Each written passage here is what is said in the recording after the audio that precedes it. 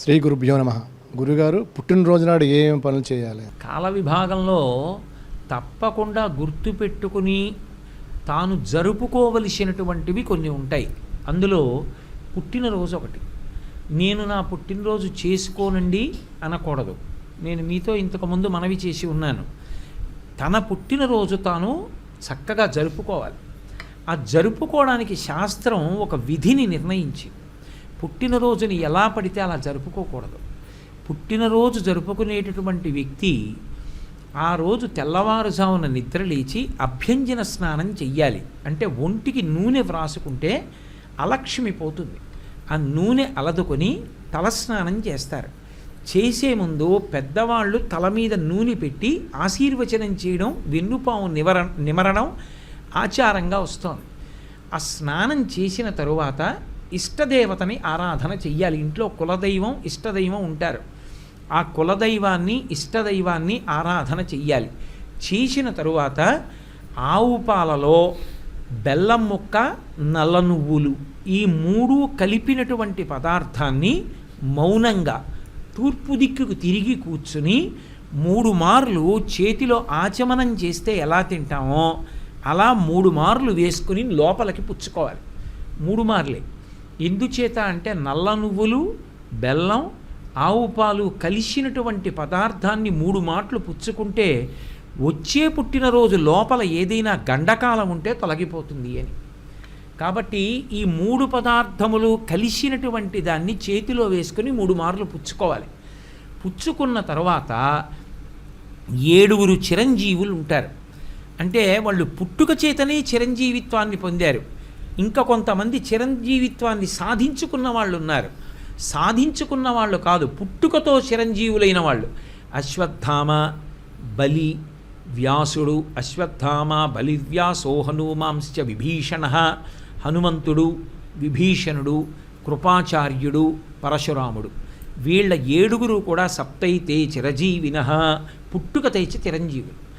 ఈ 7 పేర్లు మనసులోనన్నా స్మరించాలి, పైకన్నా చెప్పాలి. ఆ రోజున తల్లిదండ్రులకి, గురువుగారికి తప్పకుండా నమస్కారం చేసి వాళ్ళ ఆశీర్వచనం అందుకోవాలి. మీ ఇంటికి దగ్గరలో ఏ దేవాలయం ఉంటే ఆ దేవాలయాన్ని దర్శనం చెయ్యాలి. చక్కగా మృష్ణాన్న భోజనం చెయ్యవచ్చు. రాత్రి మాత్రం బ్రహ్మచర్యాన్ని పాటించాలి. పుట్టినరోజున బ్రహ్మచర్య దీక్షకి విరుద్ధమైనటువంటి సాంసారికమైన కార్యక్రమాల్ని నిర్వహించకూడదు. అలా ఉంటే ఆ రోజు పుట్టినరోజుని సక్రమంగా చేసుకున్నాడు అని చెప్తారు. తన శక్తి కొలది దాన ధర్మాలు నిర్వహించాలి. తనకి ఐశ్వర్యం ఉందా, దానం చేస్తాడు. తనకి ఐశ్వర్యం లేదు, గోగ్రాసం అంటారు.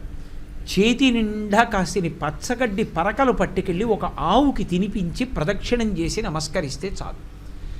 ఇవి పుట్టినరోజు నాడు తప్పకుండా జ్ఞాపకం పెట్టుకుని చెయ్యవలసినటువంటి విషయాలు. వీటికి విరుద్ధంగా పుట్టినరోజుని మాత్రం చేసుకోకూడదు. అది కేవలం ఏదో సరదా కోసం, వినోదం కోసం చేసుకునేది కాదు. అది ఆయుర్దాయ సంబంధమైనటువంటిది. ఆ రోజు దీపం చాలా ప్రధానం. పొరపాటున కూడా అక్కర్లేని విషయాలు పిల్లలకి నేర్పితే అవే విశృంఖలత్వాన్ని పొందుతాయి. రేపు పొద్దున్న ఎన్నో 7 పుట్టినరోజు చేసుకుంటున్నాడో అన్ని కొవ్వొత్తులో, అన్ని దీపాలు వెలిగించడం, ఉఫ్ఫని ఊత్తు దీపాలు ఆర్పేయడం పరమ అమంగళప్రదమైనటువంటి విషయం. దీపాలు ఆర్పి చేతితో కత్తి పట్టుకుని ఏదో నిన్న రాత్రో మొన్న రాత్రో తయారు చేసిన ఒక పదార్థం, ఎవడు చేసిన ఆశీర్వచనమో అర్థం కాదు, రంగురంగులుగా వ్రాసిన హ్యాపీ బర్త్డే, అర్థం లేకుండా అందరూ నిలబడి చేస్తున్న తప్పట్లు, వీటి మధ్యలో కత్తితో కోసి నిర్లజ్జగా భార్య నోట్లో సభాముఖంగా పెట్టడం, ఇలాంటి పిచ్చ పనులు చేయమని శాస్త్రాల్లో లేవు. దీపాన్ని గౌరవించు, దీపం వెలిగించు. దీపం దగ్గర మట్టు మీద ఓ అక్షతలో పువ్వో వేసి నమస్కారం చెయ్యి. అది నీ ఇంట కాంతి నింపుతుంది, నీ జీవితాన్ని నిలబెడుతుంది. గురువుగారికి నమస్కారం చేయి, తల్లిదండ్రులకు నమస్కారం చేయి, పెద్దలకి నమస్కారం చేయి. వాళ్ళ నోటితో వాళ్ళు ఆశీర్వదించాలి. శతమానం భవతి శతాయు పురుషస్యతేంద్రియ ఆయుష్దేవేంద్రియే ప్రతిష్టతి అని. చక్కగా అలా దేవాలయానికి వెళ్ళి నీ పేరు మీద పూజ చేయించుకో, ఈశ్వరుడి అర్చన చెయ్యి.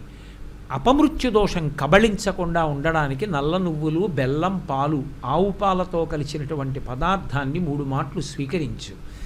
సప్త చిరజీవుల పేర్లు మనసులో స్మరించడం లేదా పైకి చెప్పడం. ఒకవేళ నీకు చేత కాకపోతే కనీసం అది గుర్తున్న వాళ్ళతో ఎవరితోటో అనుబంధం ఉండాలి, వాళ్ళని సంప్రదించైనా చెప్పు. లేదా కనీసం వ్రాసుకో. అక్కర్లేని విషయాలు ఎన్నో వ్రాసుకుంటాం. వ్రాసుకుని జ్ఞాపకం పెట్టుకుని నీ పుట్టినరోజు నాడు, నీ ఇంట్లో వాళ్ళ పుట్టినరోజు నాడు ఆ 7 పేర్లు చెప్పుకోవాలి. అది పుట్టినరోజు చేసుకునేటటువంటి విధానం.